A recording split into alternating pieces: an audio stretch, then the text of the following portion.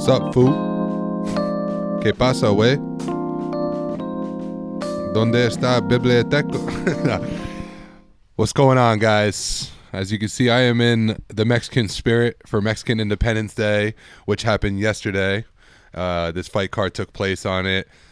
Very Mexican-based fighters sprinkled throughout this card. Entertaining card, exciting crowd. All around good vibes last night. Mexicans came to fight, and a lot of them, if not all of them or most of them, came out victorious, so that was cool to see. Crowd definitely enjoyed that. You have to excuse my overgrown beard going right now. I fucked up, and I just waited too long for my last haircut. So I have a wedding to go to this upcoming weekend. Shout out Ty and his beautiful wife-to-be, Ashley. And I knew this wedding was coming up, and I knew I was going to need a haircut before I go to it. And I just waited too long in between haircuts, and it was like I didn't want to get a haircut last week and then have to pay for another one this week. And then I was like, maybe I'll get the beard trimmed up or whatever. And, you know, my boy was busy. I always wait too long. I'm always last minute with it. So here I am looking grizzly as fuck. Looking like the most grizzly Vatos Loco you've ever seen ever. But guess what? Doesn't matter. Doesn't matter because it's about the facts. It's about the fights. It's about MMA. It's not about me and my looks. Although I do think I'm a pretty handsome guy, though. Don't you think? What do you think? You think I'm handsome? Oh, thank you. Thank you, Carrie. No, I'm just joking. But anyway, yeah, so Mexican Independence Day. I mean, where I live here, Friday night, I happened to be walking the dogs, and I seen a whole bunch of cars out there, Mexican flags hanging out the windows, bunch of horns going off. It's cool to see. I just love any sort of celebration vibe going on. And it was all positive, nothing bad happening. It was all good stuff. And yeah, it just, I don't know. And by the way, like, I am just a big fan in general of Mexican culture. I mean, they are a impressively rich culture with so much. I mean, anything from the food to, I mean, the food is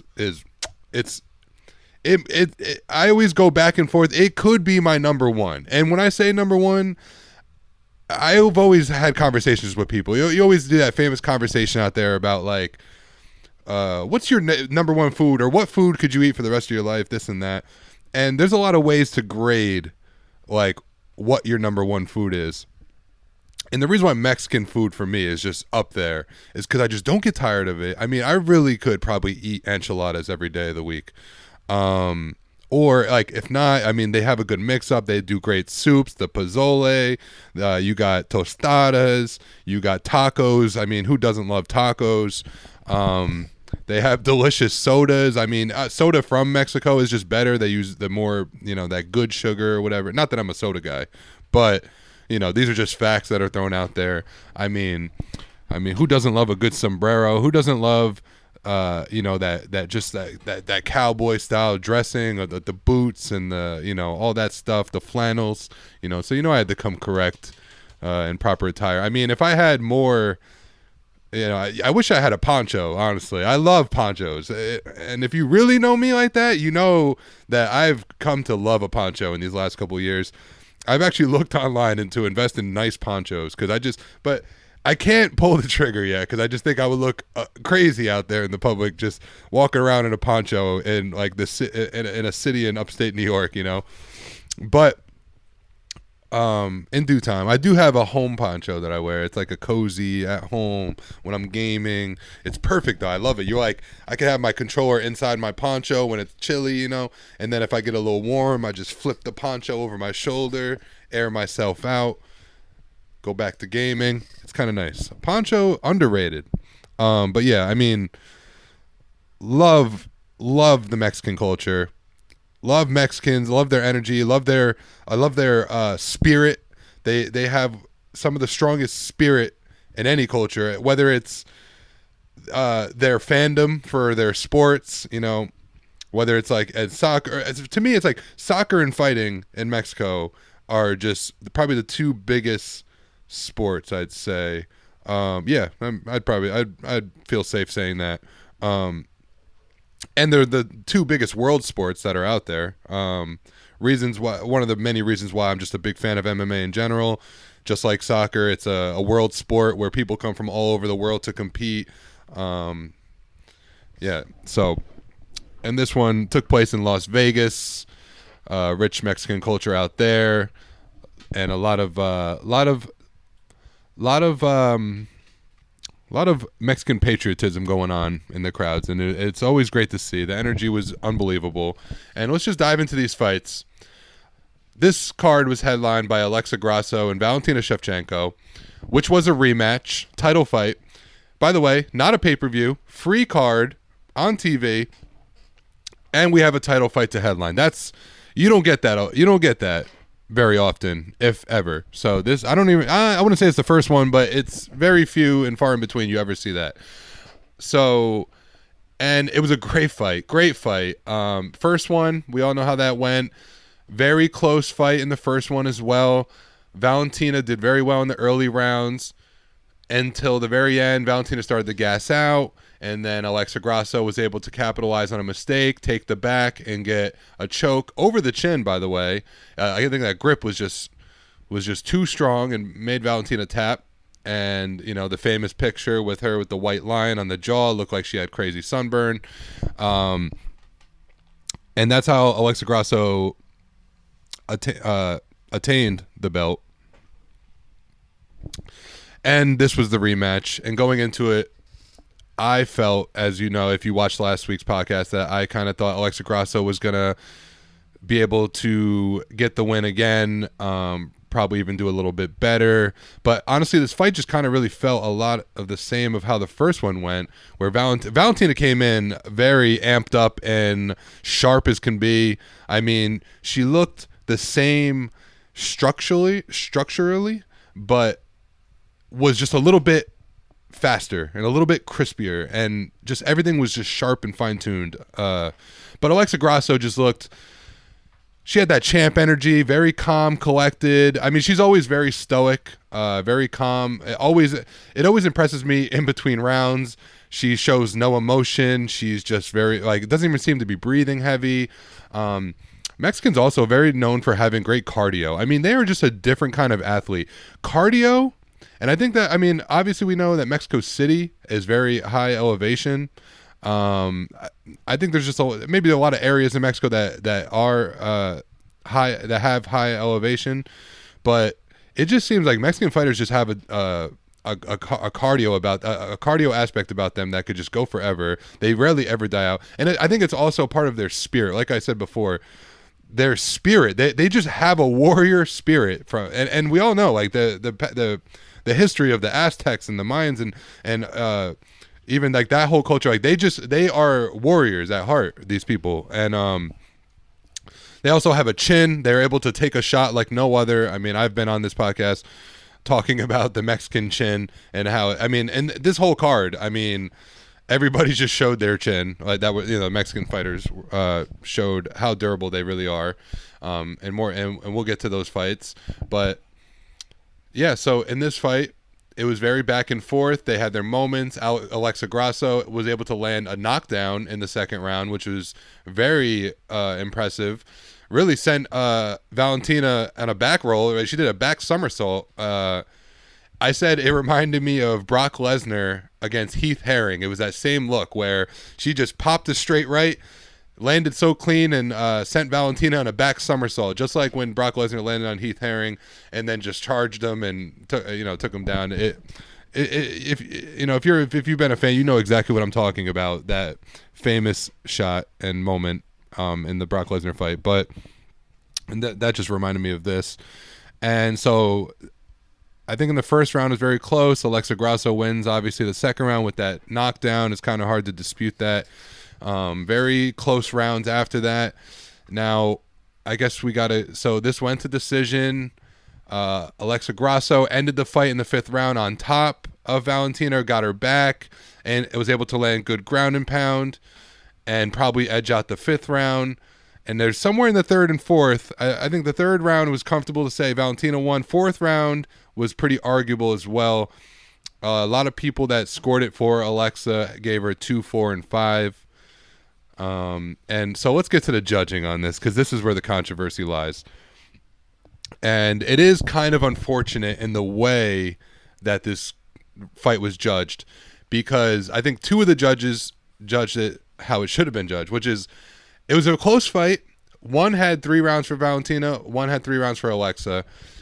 And I think a lot of people felt Valentina maybe deserved the win, but honestly, I got to say, I watched it with my friend. We both were like, you never know. I mean, especially on Mexican Independence Day, the crowd, Alexa had her moments. Yes, Valentina seemed to be in control maybe more of the time, but Alexa landed the bigger shots, landed some was able to inflict some damage, which is the 2 biggest things that judges score. The criteria for judging is damage and significant strikes. Jeez, still getting over that cold, I think. No, that's a lie. I'm just making excuses. Just a mumble mouth. But so, and then the other judge scored it a draw, but what made it a draw was he scored the last round a 10-8. And that, I think everybody can agree, was not the case. I mean, it wasn't a 10-8 round. Valentina was winning most of the round, and then Alexa was just able to get a takedown, take the back, and inflict a good amount of shots and damage from the top. But a 10-8, that is not a 10-8 round, though. A 10-8 round is domination, start to finish of a round. The other person had, like, really identically no output, and that's usually what warrants a 10-8 round.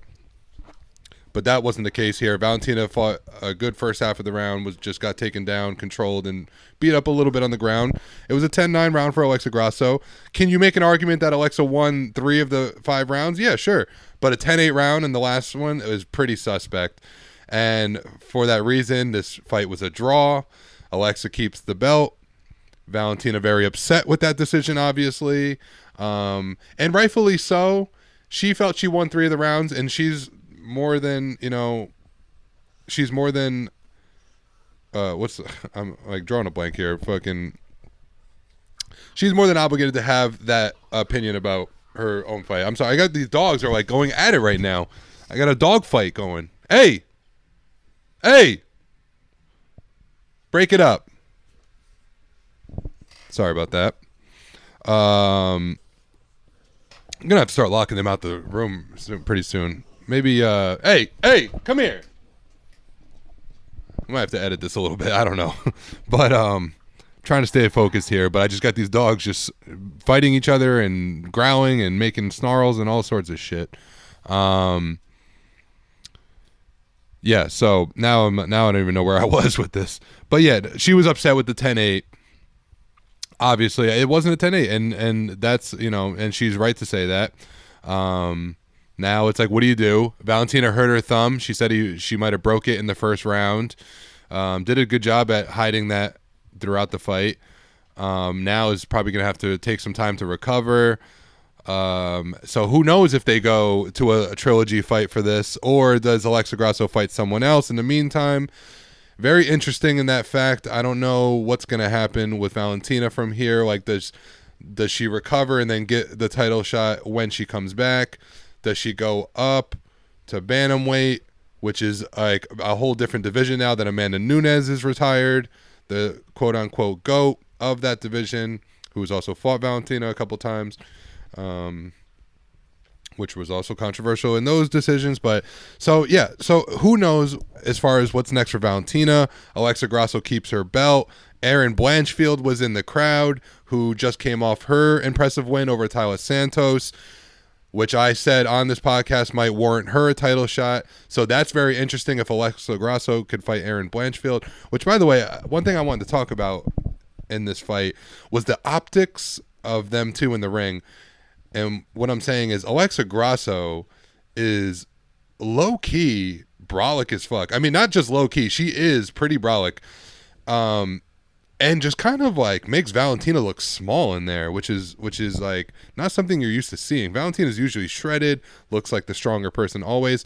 Alexa just was noticeably stronger than Valentina. Even when Valentina landed her takedowns, which were beautifully timed, and you could just tell that Valentina was squeezing her for her life to keep that takedown. And Alexa was just really able to just kind of push herself up to stand almost every time, which you never see in any fight with Valentina. Valentina usually, if she gets a takedown, she's able to get control, move into better positions, and just inflict some serious damage on the floor. So, I just had to mention that Alexa Grasso is pretty broad. Like, she's just, her upper body she is a strong girl. I mean, we couldn't stop talking about like how like she just has a strong upper body, and I mean, it's just so noticeable. It's crazy, especially in the ring against Valentina. It's wild. So who knows? Maybe Alexa Grasso at one point needs to go up to bantamweight and just really could probably dominate that division. Alexa Grasso is really just coming into her own. Very cool. It's always nice when you have a Mexican champion, just because the Mexican fan base is just so diehard, and they root for their people, and they always bring the energy for anytime there's a Mexican fighter or a Mexican champion fighting. They show up, and they let their voices be heard and their energy be felt. So I'm happy Alexa Grasso got to keep the belt. Honestly, I can't even tell you exactly how I scored it. I'd have to go back and watch the 4th round, because I think that was a round that was the deciding factor of who you gave the fight to. I thought Valentina fought a very good fight, especially now knowing that she possibly broke her thumb in the 1st round. It's pretty impressive how she was able to stay mentally in the fight and do well. Excuse me. Caution to the Airwave mug, coming soon.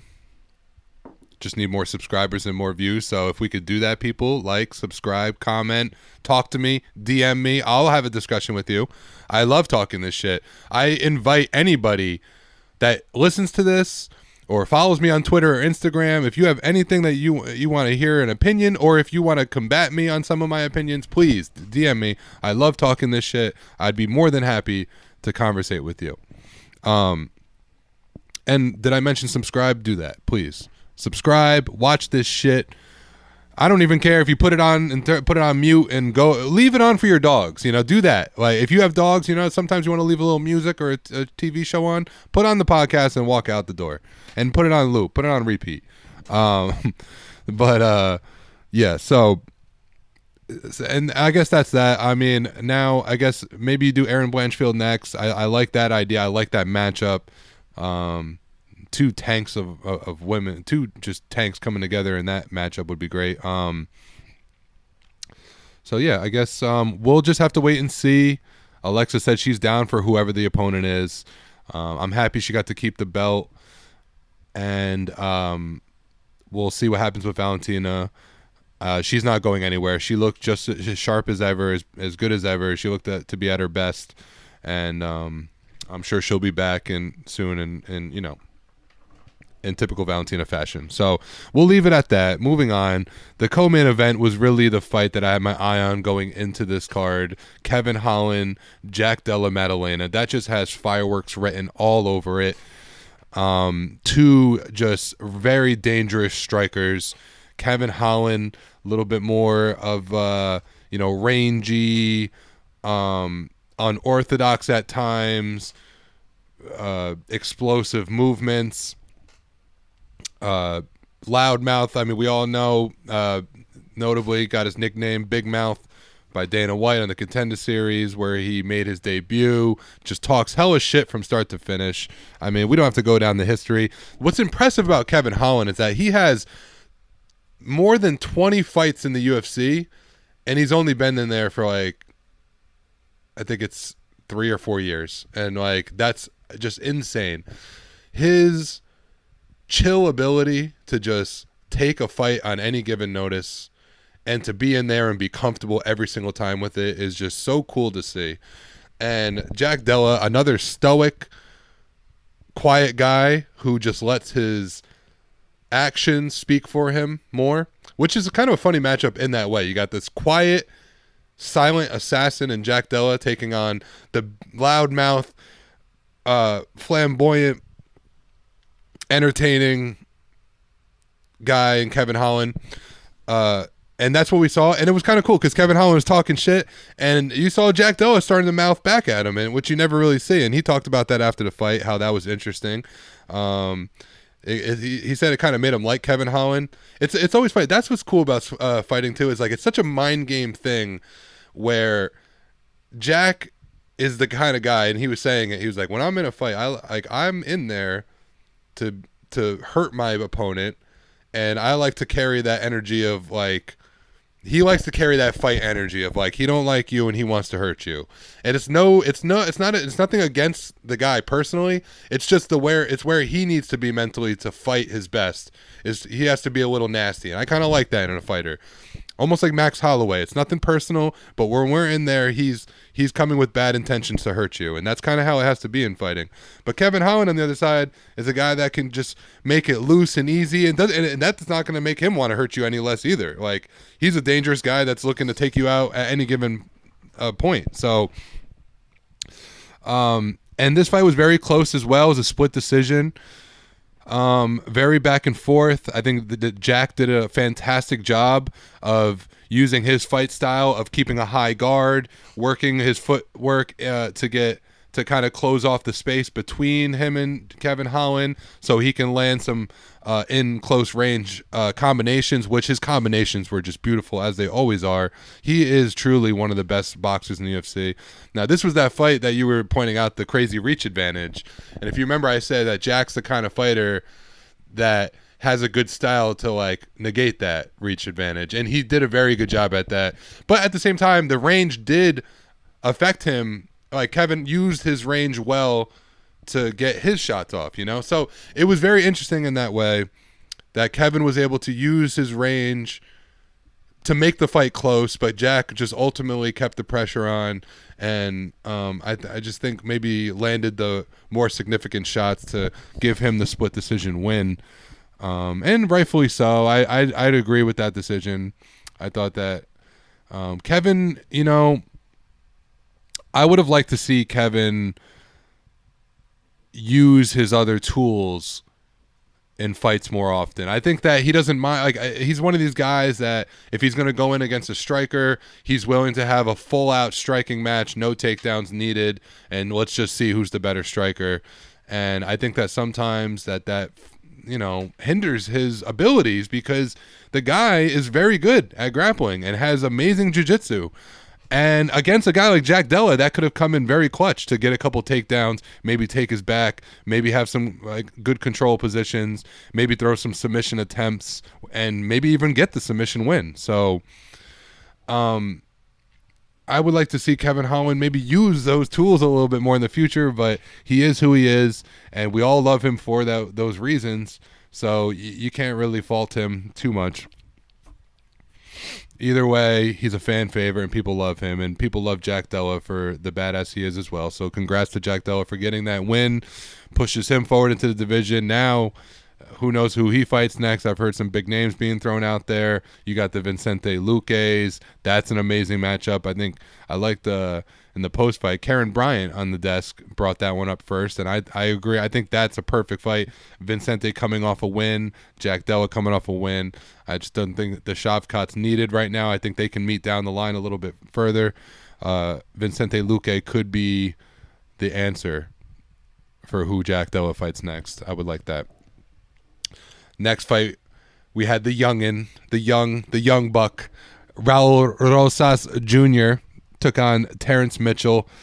Poor Terrence Mitchell. This one just kind of felt like, it was tailor-made for Rosas to come out and, you know, just get an impressive win, which that's exactly what he did. He came out with some amazing energy. He was charged up, coming off that hard decision L where he kind of gassed out. Like I said in the last podcast, I think exactly what I predicted happened, that he came in charged up, learned from his mistakes, saw the weakness in his opponent and just capitalized. His striking looked good. He was fast and in shape and sharp as can be, and it was just impressive all around. Terrence held his own in the beginning and the striking a little bit, landed a couple shots of his own. But really what impressed me was RAUL Rosas was his stand-up. I think he was willing to stand and bang for a little bit to set up his takedown, which he ultimately got, and got a quick submission. It was a KO win, but it came from having, he was throwing submissions, but ultimately was just transferred into like a mount position, was able to just laying enough ground and pound, and Mitchell just couldn't get out of it, so the ref had to stop it. But not much to say other than just straight domination from start to finish from RAUL Rosas Jr. This kid is definitely a phenom, who I would like to see get some more big name opponents going forward. I think he's ready for some higher competition, and I'm very excited for his future. Young kid. I think he's 18 years old still. Came in at 17 years old. Might have even fought in Contender Series at 16. So that alone is just impressive stuff. Bright future for this kid. Came in the press conference, sunshades on, talking the talk. And, he's very unique. He's a unique guy. A lot of people say he looks like Squidward in The Handsome. Remember when Squidward had the Handsome episode? That's what he kind of looks like, Handsome Squidward. Yeah, so shout out RAUL Rosas Jr. I wish I could say more, but there's nothing really more to say other than he just looked very good. And, again, a bright future for that kid. Can't wait to see. This is the next fight. I was very high on this guy, Daniel ZELHUBER, who took on Christos Giagos, who put up a good fight in the beginning, landed a shot that stunned Daniel, gave Daniel a little bit of adversity to fight through, which was always good to see for a prospect. You like to see people tested. You like to see people, have to fight through some adversity, like get caught, see where their chin's at, see how they recover. And he recovered very well. He got caught. He circled out very quickly, was able to avoid danger until he finally got his wits about him back, and ultimately was able to, go back to his game plan, and eventually, got out of the first round. Probably dropped the first round due to the damage he took. And then came in the second round, restructured himself, brought himself back together, and was able to get a takedown, and ultimately got a beautiful DARCE choke. So this is the kid I was saying before, another phenom who has multiple weapons in his game, beautiful striker, very fluid movement, very technical in his striking ability, and also has a ground game like we saw in this one, able to pull off a beautiful DARCE choke. Didn't even need the leg hooked in, had a good squeeze, good technique to get it done without the hook. So impressive win for Daniel ZELHUBER. By the way, I had to break out the Eagles hat. 2-0. 2-0, baby. Fly, Eagles, fly. The haters are out there talking shit. Their defense, they let up this amount of points and blah, blah, blah. We're 2-0. That's all that matters. We're 2-0. And guess what? I watched those games. Not at any point did I feel a little bit nervous that we were going to lose against the Patriots or the Vikings. And the Patriots away game, raining. First week 1 shit. Jalen Hurts not playing in the preseason. All our starters on offense not playing in the preseason. Yeah, we had to shake the rust off. Might have been a weird decision on the coach not to get us in the preseason or play them in the preseason and all. But ultimately, we're 2-0. I just, shout out the Birds. Bird gang. I get to chill on this beautiful Sunday after this. Kick my motherfucking feet up. Watch some football. Maybe have a Modelo. Shout out Mexican Independence Day again. Shout out Modelo for making a fantastic cerveza, possibly my favorite go-to. And yeah, I got to just chill on this beautiful Sunday, watch some football, and ultimately know that my team is 2-0, and I get to root against the Cowboys and the Giants at 4 o'clock, which I'm going to do, hopefully with a Cowboys fan and a Giants fan, so I could talk hella shit, which I don't usually do. I'm not a shit talker like that, but when people shit talk me, I'm going to let it fly. So you get what you put out. What do you think? I think this is gonna make for a cool mark this time maybe, so I could try to find this so I could use this as a good thumbnail. I think this works. All right, moving on. I mean, the Mexicans were just lights out this night. Fernando Padilla, another prospect, came out, had a good showing against Kyle Nelson. Or you know what? I just in this moment forgot though that Kyle Nelson did edge out a win. We were a little confused. It felt like the fight was going Fernando's way, but Kyle Nelson is a tough guy from Canada. It's funny how the end of the fight happens and everyone was booing him because he beat the Mexican, and then he gets on the mic and it has the Canadian accent. And he's a cool guy. He's a good guy. And then throws out the Viva la Mexico. And the crowd just kind of stopped and was like, all right. Start cheering for him. They're like, all right, you got to pass. That's all it takes for Mexicans. You just gotta tell them like, hey, I fuck with you. And they're like, hey, que paso, away, hey. Anyway, yeah. So Kyle Nelson edges out the win in this one. And let's just go to prelims because I got to talk about my girl. Oh, well, we can't skip over Loopy GODINEZ, who had a crazy great performance. What a way to end the prelims. Headline the prelims, which is always a great spot in the fight card of the night. Really sets the tone going into the main card. Loopy, Mexican-born fighter. Just looks so impressive and strong. Just her takedowns and slams go up real quick. I don't know. Elise Reed. She just poor Elise got slammed on her head multiple times in this fight, and performance of the night I'm seeing here. She got rightfully so. Crowd was lit. Ended up getting the submission and just really bullied Elise Reed in there. So shout out Loopy GODINEZ for that. Also notably, Loopy, one of the only, if not the only fighter to fight back-to-back weeks and get a win both weeks. So. Impressive girl, man. I mean, look at it. I gotta say, she's kind of a cutie too. She's low key cute. I'll throw it at you, Loop. I'll take you for a loop.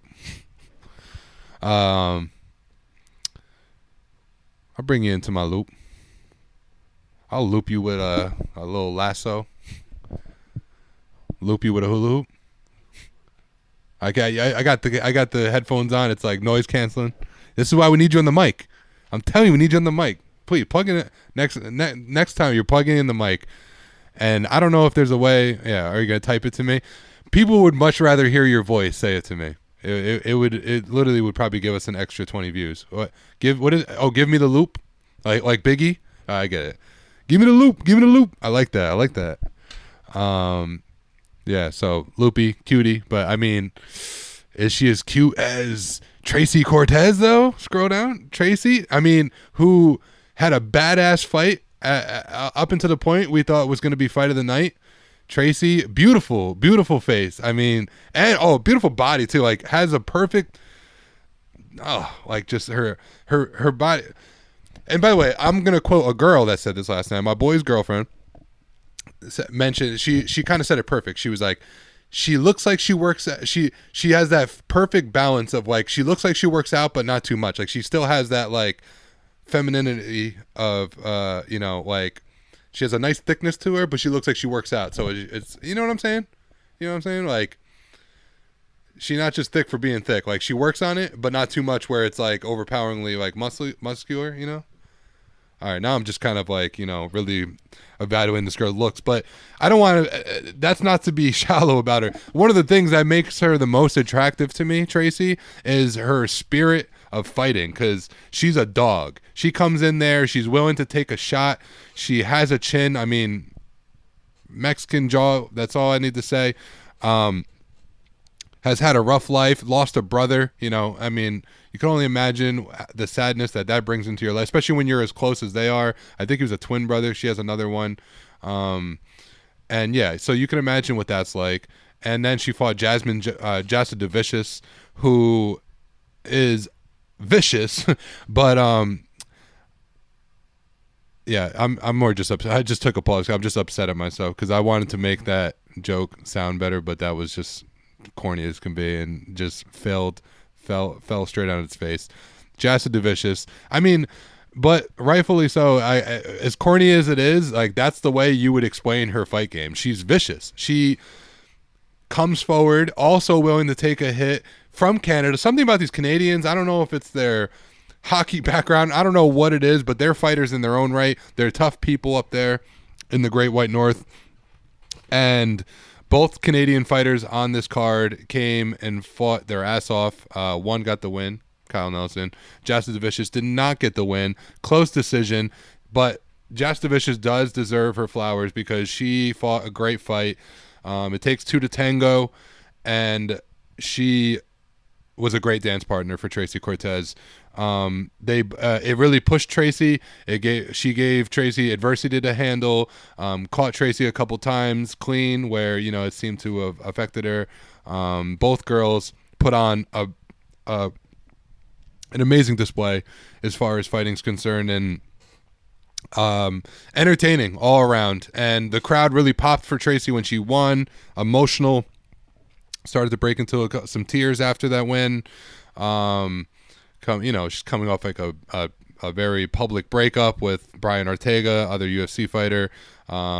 Has been off for over a year coming into this fight. That takes a lot. Had to shake off the rust. I think she had an injury she was battling as well. So just shout out Tracy Cortez all around. And, I've been following this girl since Invicta, which is a women's fight promotion, all women fighters on Invicta. I'm not even sure if Invicta's even around anymore. I'm pretty sure they might have even closed down. But so many talented fighters have come from Invicta, including Tracy. So I'm just, I'm proud to say that I've been following her career since the beginning, and to see her in the UFC and flourishing and become a fan favorite is just so cool to see. Scroll back up because I cannot skip over Roman Kopylov, who this guy, just be on the lookout for this guy. Such a talented fighter. Time ends at 4:44. That's God numbers right there. And Roman Kopylov I just have to say, be on the lookout for this guy. It could be the dark horse of that division, and is just a savage. Gets another. They were saying we have to change his nickname to the Finisher, and it would be so fun because this guy, all he does is finish opponents, and he does it in spectacular fashion every time. He's a human highlight reel.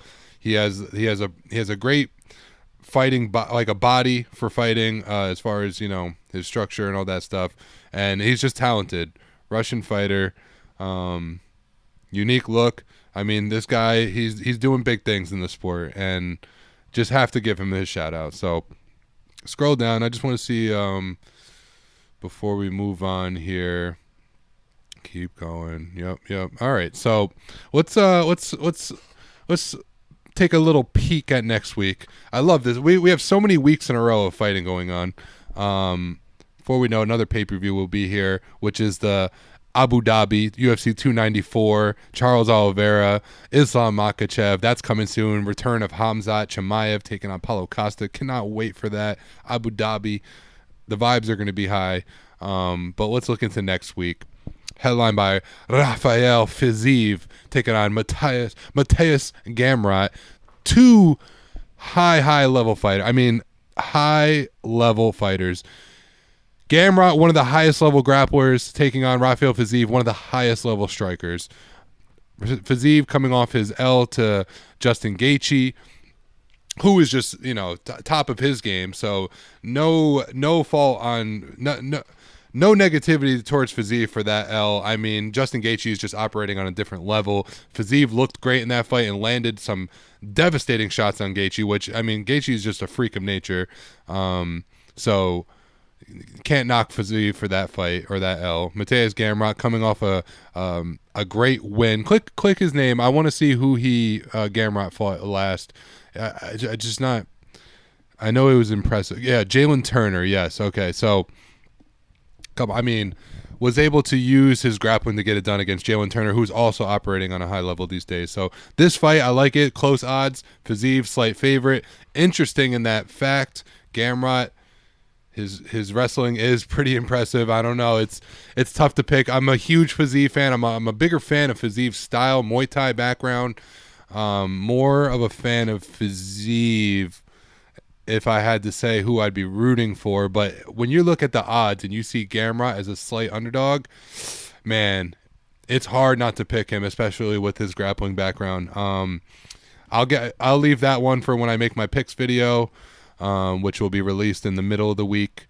This podcast obviously will be out. I've been releasing at night. So who else comes off a Saturday, records the podcast? You know, we do the editing together. Well, my boy does the editing, who is amazing at it. You know, I was singing your praises to Mike. I mean, the way you edited the live watch through video, just impressive stuff. I was just really blown away with the efficiency in which this man works. I mean, I'm very lucky to be doing this podcast with such a talented person that happens to be literally one of my best friends since the first person I've ever met that wasn't my family, like literally, like. So, I mean, just had to give my man his flowers real quick. So, without him, it's really because of him who was able to come here and do this on Sunday with me and then edit this video. And then, all I have to do after that is just really put it on YouTube. And, I do put the chapters out there for you, which I hope you guys that do watch appreciate. It pisses me off to have to watch myself and listen and put chapters for that. I'm not a confident person when it comes to, looking at my own content, so it pains me to do it, but I do it because I know it's kind of important. So I hope you appreciate that.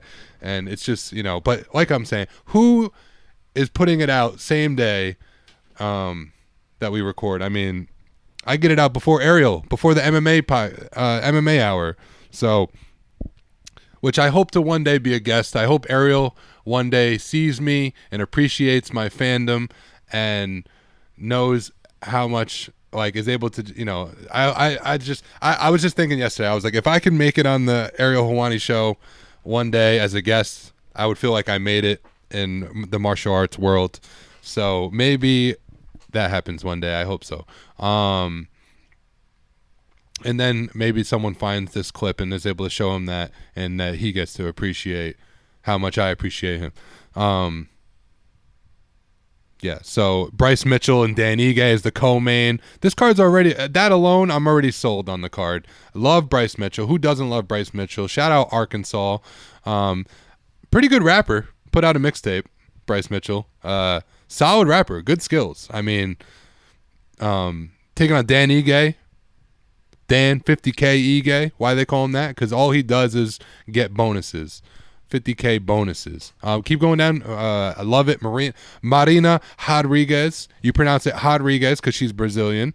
Taking on Michelle Watterson with the Karen haircut still going. I have not been feeling the Karen haircut ever since she did it. Please change it. She's a cute girl. I think her other hairstyles are way better. Not a fan of the Karen. Keep going down. Brian Battle, always entertaining guy. Ultimate Fighter winner. Taking on AJ Fletcher, alumni of the Dana White Contender Series. That's going to be a great fight. Keep going. I love Ricardo Ramos. I was just talking about him in one of the recent podcasts. Has been in the sport for a while now. Is now like considered a veteran. I remember when he first came in, just a high level guy. Charles Jourdain. That matchup is just picture perfect. As far as matchups go, those are two guys that just have so many similarities that I will break down next week. Cannot wait to watch that fight. And then, I mean, at this point, that's the main card. In the prelims, let's see. I like Miles Johns, a Dana White Contender Series alumni. Keep going. Tim Means, Dirty Bird, Andre Fiallo in the prelim. Come on, these are great fights. Cody Brundage. Keep going. Keep going. Usman's brother, Muhammad Usman, taking on Jake Collier. Great fight. Hannah Goldie, Dana White girl. Keep going. Okay, I mean, keep going. That's it. Yeah, this card, start to finish, is great. I mean, what's the 7 p.m. main card? Prelims, probably 4 o'clock. Oh, no. It says, keep going up. Go all the way up. What's it? Oh, 4 o'clock it said. Okay. So 7 o'clock main card, 4 o'clock prelims. Love that kind of card. Doesn't keep me up past my bedtime. So I cannot wait for that. We could cue the music now. Thank you. And thank you guys for watching. If you're watching, please check in with me next week. This card coming up is an amazing card. I cannot wait to break it down. I hope you guys have a beautiful rest of your day, week. And go Birds, fly Eagles, fly 2-0 on our way to victory. Fight, fight, fight. Yeah, and that's it. Shout out Alexa Grasso. Shout out all the Mexicans. Happy Mexican Independence Day. I'll see you next week. Till then, peace.